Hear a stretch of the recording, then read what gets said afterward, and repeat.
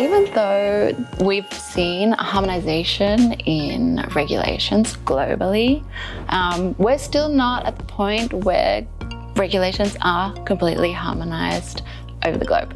So that means that, especially in Vigilance, which is a highly regulated area, we're very often inspected. We need to make sure that we are covering all of the regulations coming from the different countries.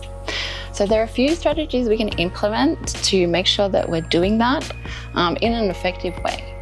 So the first thing that I would recommend would be to perform a risk analysis of your Vigilance operations, implement a risk management plan, and from that, develop your regulatory surveillance strategy to make sure that you aren't performing too little or too much regulatory surveillance. So too little meaning you're not compliant, but too much meaning you are having too much of a burden in terms of workload.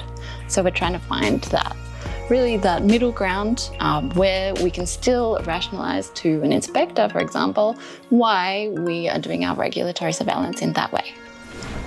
The second point would be to harmonize your operational processes. So this means that you're going to be having standard ways of working where your team members know exactly what they need to do.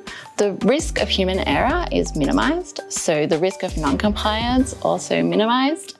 And you can standardize your way of checking the performance of your processes, which means that you can course correct midway if you need to. And the third point would be really to embrace AI and automation. So a human could never be replaced. Our brains are too unique and powerful, but AI and automation should be a partner for a human to reduce the burden of the everyday grinding tasks. So this will ensure efficiencies in your processes. So making sure you're cost effective, but also making sure that your teams are remaining engaged.